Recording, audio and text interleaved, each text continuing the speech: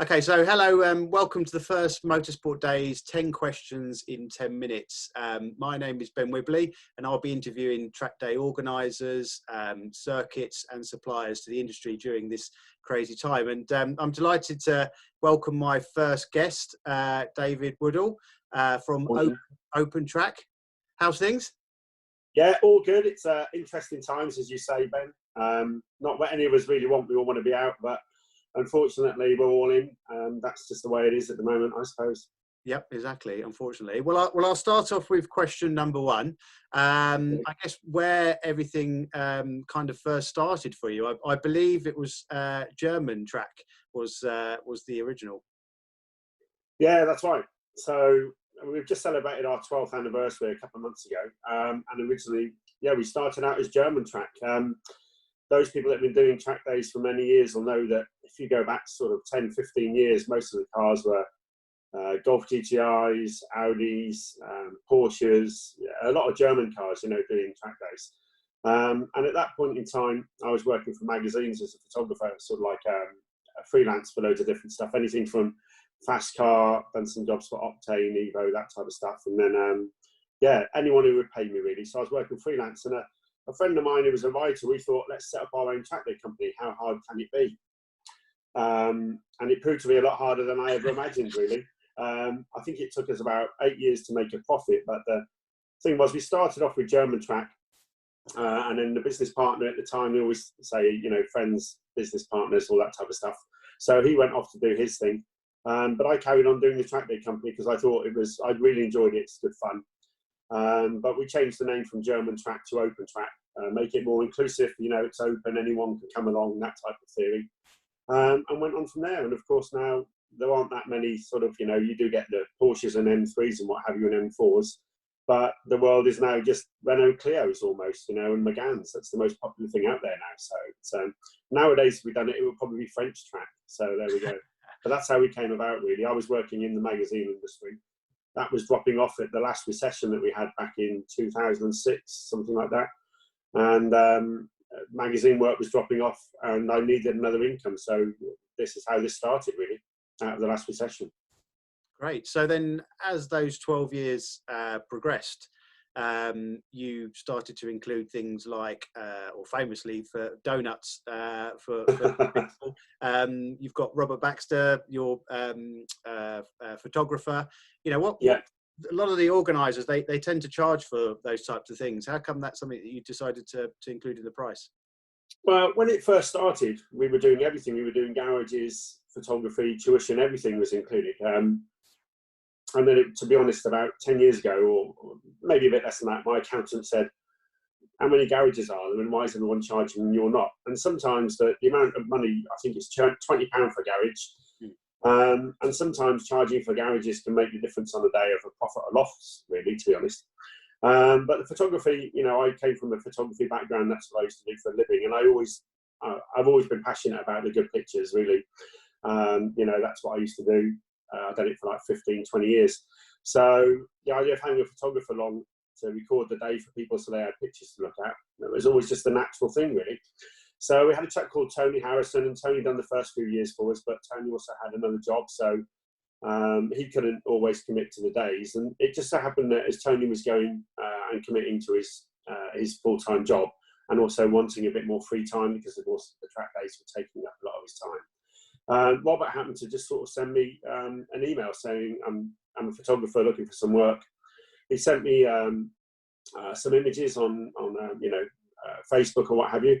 And I had a look at them and I thought, well, as long as they've not been retouched too much, they're really nice, because some people send in pictures that they've spent hours retouching. And as it was, Robert was really good. And I really like his style, his panning shots and, you know, different angles he gets. They're not always head on and 250th of a second. So that's how the photography came around. And then we just went from there, uploaded them to Flickr, and people love them. I think we've had over almost 50 million hits on the Flickr page. You know, so they're great. Fantastic. And the donuts? Oh, donuts. Well, I love donuts. And if I wasn't doing this, I'd probably like to own a donut shop called Dave's Donuts. And it's still something I might end up doing in 15, 20 years, living on the Costa del Sol or something with a donut shop. You never know.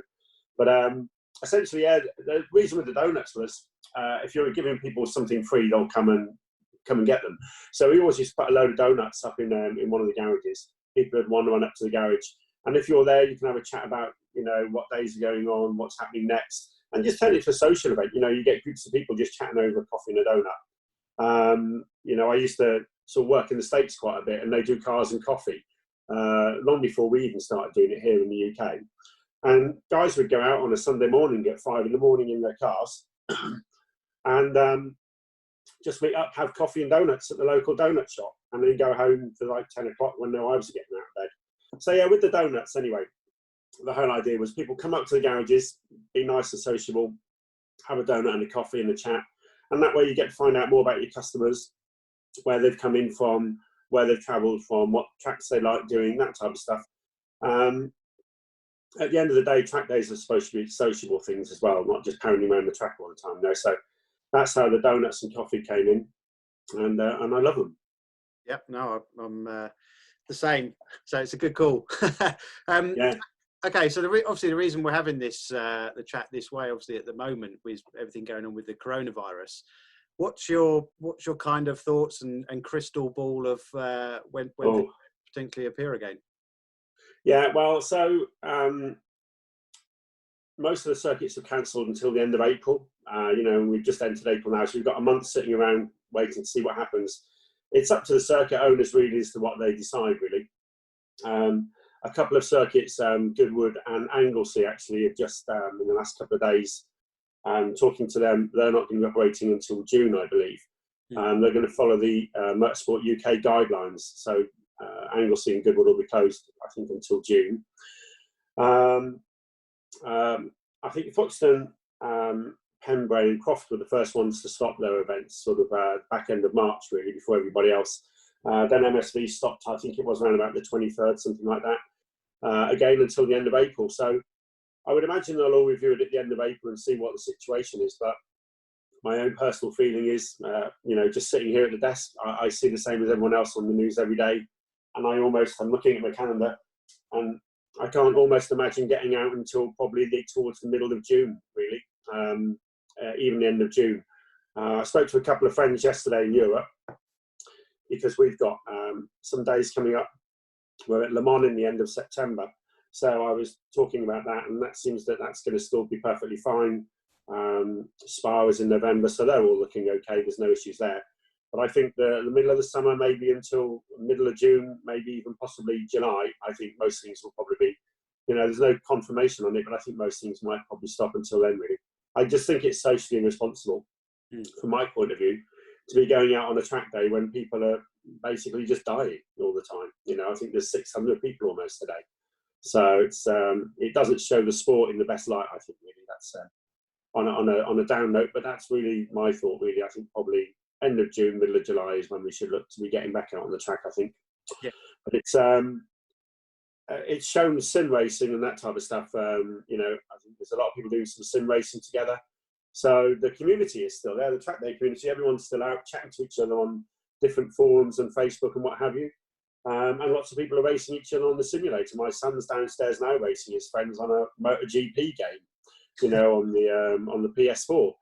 Instead of doing his maths homework. So I think it is homework of a kind. But I think it's one of them things, really. I think essentially we'll get going, I would imagine, when it's safe. I think the daftest thing will be to rush it, you know, and then to stop again, you know, after a few weeks.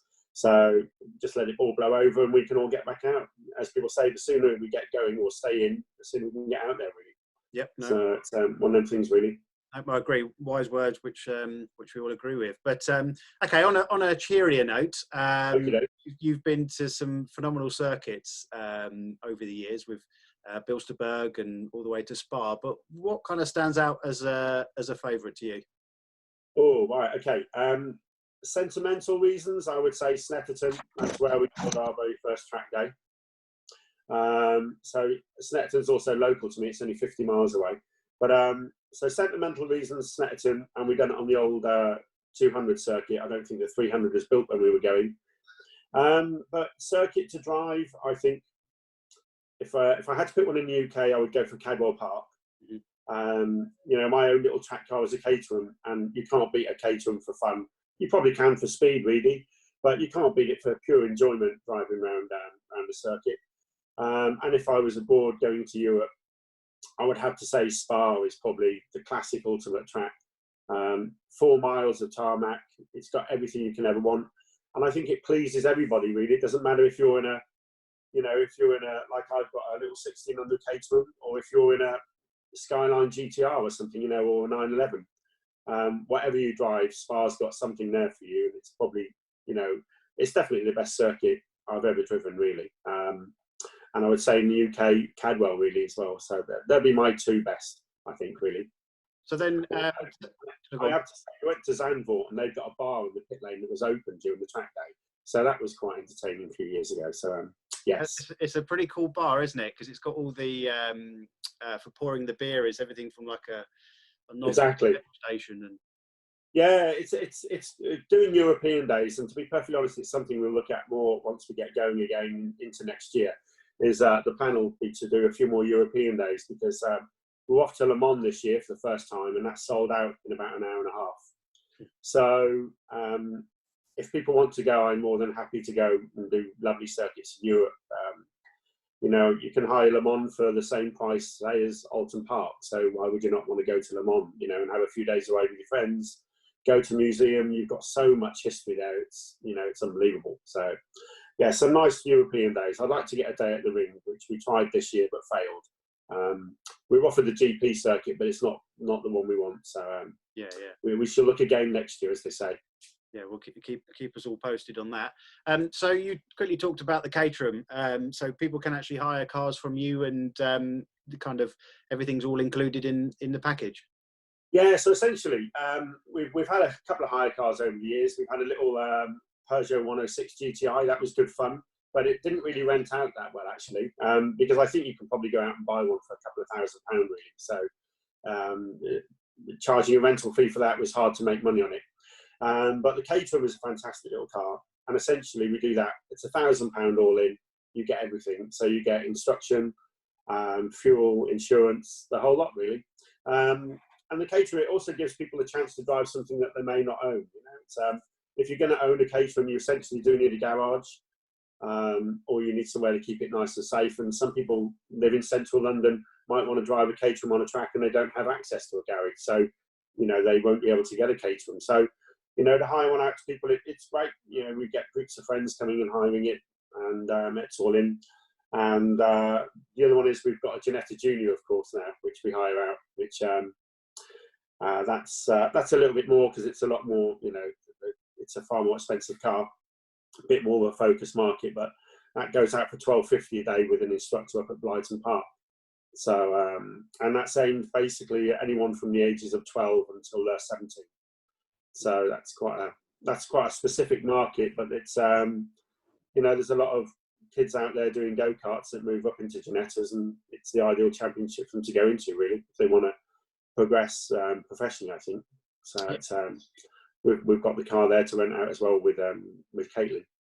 Great. So what kind of tips would you give to somebody that's kind of coming new into track days, taking their first plunge onto track? Don't get caught up in track times, and don't get caught up worrying too much. A lot of people, the internet is a wonderful place. You can go on, you can find out whatever you want to find out.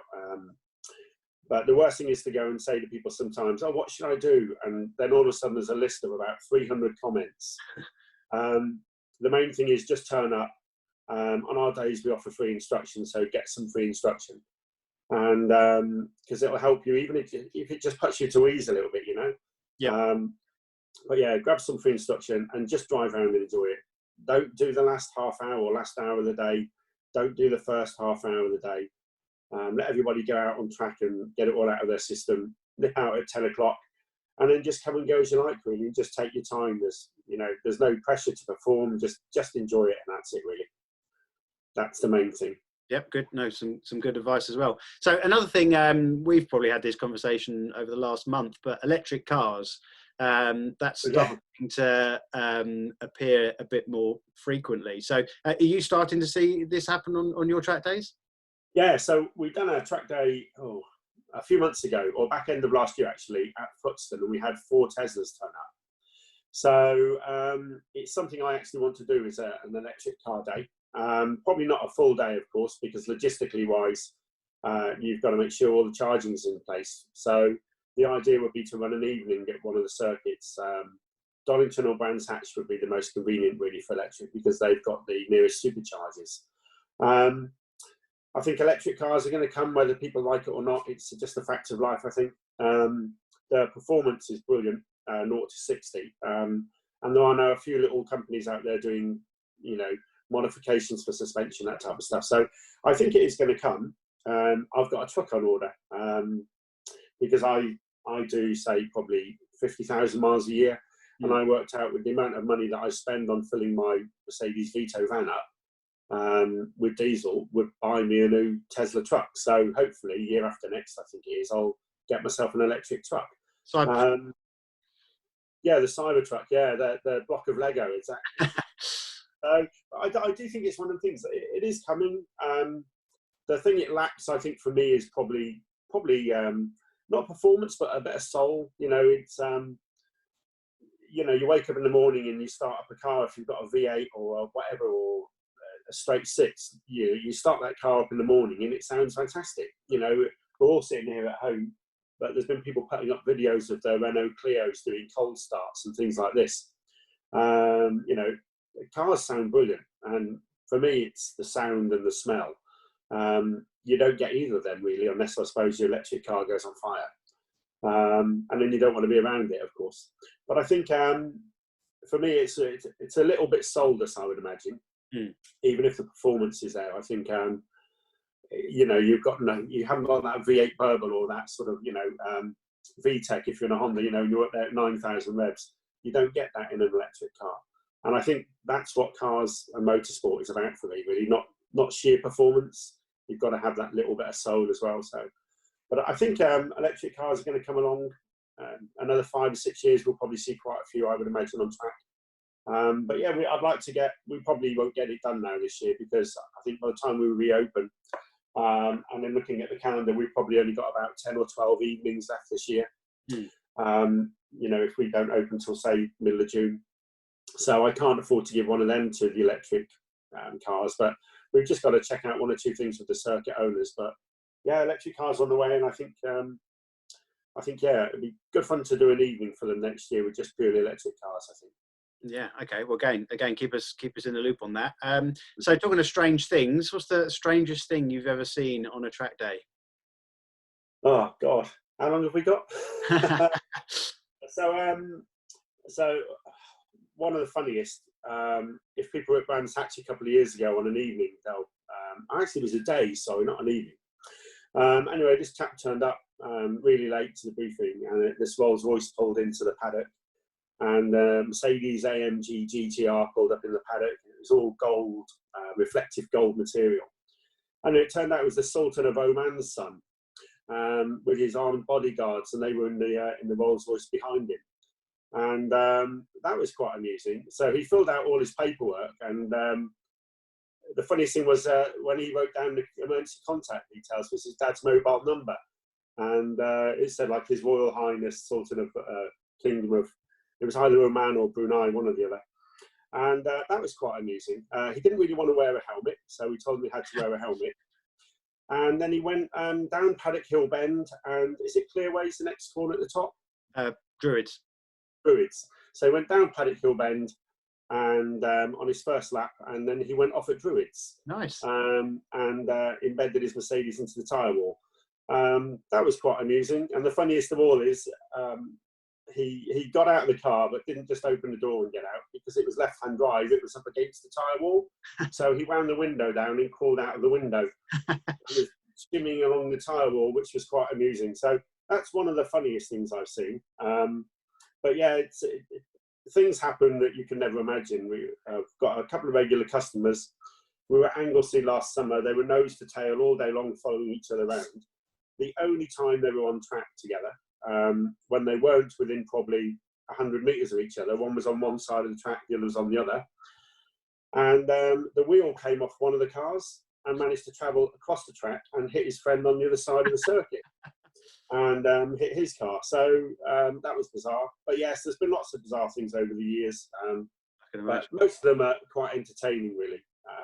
Yeah. There's never anything too bad.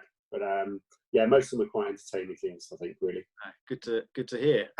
So you have Mike Wilds, the famous Mr. Wilds, come and do a lot of instructing. How important do you think that is for people?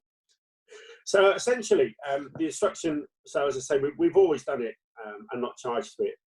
My mind is that if someone, it doesn't matter whether you've done 100 track days or 1 track day, every little helps in instruction wise. So we've always done it free. So you can just come on, sign on in the morning and jot your name down and get 30 minutes. And essentially, Mike has been there since the very beginning. I met Mike on a forum, probably just as we were starting OpenTrack, and I said, "Oh, do you want to come and do some instruction?" And he said he'd love to. So he's been with us since the very beginning, and now we're using Mike, Martin Sisme, and Caitlin Wood. Caitlin done the W Series last year, and she's looking to do other stuff this year. So I've always gone for people who I know and trust, really. And I think the instruction just helps people if they're on a first day, or first few days. It just eases them into it, helps them along. And if you've done loads of days, you can still always pick up tips. You do get people that sort of. It is quite funny. You do get 1 or 2 people going, "Oh, is that old bloke my instructor?" And you go, "Yes, he is." And then they end up generally going, "Oh, do you want to drive my car?" Yeah. And then you get people coming in and they go, "I never knew my car would do that." And sometimes Mike will take someone's car around and it'll be, I don't know, 5 or 6 seconds quicker a lap than what they imagined it would ever go, which is always quite nice, actually. It sort of lets people realise that it doesn't matter what perceptions can be. It's all about just getting from A to B around that lap as quick as you can, as safely as you can. But I think the instruction's great. It just helps people, and you do get people that are nervous on the days. They've never done a track day before, that type of thing, and they come on and they're like, "Oh, what do I do?" And you say, "Oh, just go out with an instructor, and they'll show you as little or as much as you want, really." So, and the fact it's free. It just means it's more inclusive. Then you're not sort of saying, "Oh, if you've got a GT3 RS, you can afford this, and if you're in a Clio, you can't afford the tuition." It's free to everybody, and any man and his dog can have the tuition, really. So it's just one of them things, really. It's quite important, I think. Yeah, no, definitely. No, I think it is, massively, and it's something that we're always, very keen to push, because I think you can learn more with an instructor than you can do spending, years on track days doing setup. Yeah. Exactly. People will spend thousands of pounds on brakes, suspension, wings on the back of their cars, and if you say, an instructor for a full day is probably about £300 or £400, and if you say, look, if you spent sort of like £400, on a day, and there were 2 of you split between you, £200 each, should probably come away gaining more time than if you'd gone and bought a set of brakes that cost you £4,000 or something, just by being smoother. Yeah. So yeah, I think it's the instruction is invaluable, really. You can't put a price on it, I don't think. No, I agree. Okay, well, last question. I think we've probably gone over time a little bit, but so do you get a chance to get out on track? And if so, what would be your favourite car? Right, so I hardly go out on track, actually, because essentially it's an old thing, but basically I'm there to make sure that everyone's having a good time. I'm not really bothered about going out myself and driving around, because invariably I'd get in the car, I'd go out, and the moment I'm out, they'd need me for something. So I hardly drive on my own track days. I did drive the other week at Cadwell. I took the little Caterham, but when I used to go and do track days myself, I used to go on some of Melindy's over at Gold Track, who people probably know Melindy, and RMA as well with Graham. In the old days when Graham done his fantastic briefings that you could never top in this day and age. But I used to drive. I used to have a 4-litre MG BGT that used to be my track car, and now of course I use the little Caterham, and it's just I love it. I love it to bits. I wish sometimes I had the 620, is it I think, or the 640R. Yeah. That really nice one, but I'd probably kill myself, to be honest. So I'm quite happy with the one I've got, really. So yeah, Caterham, but very seldom out on track, really. I just don't get the time. It's one of them things, I suppose. Yeah, no, that's true. Too busy running OpenTrack, so which is good to hear. But well, look, thank you very much for your time. That's all right. really appreciate the insight and you answering those questions. And to everybody else that's watching, make sure you head over to Motorsport Days for the list of track days, but also go and check out OpenTrack and the dates that he mentioned earlier that we've got upcoming. So thank you very much. No worries, Ben. And we'll speak soon. All right, have fun. Take care of yourself. Cheers. Bye. Bye.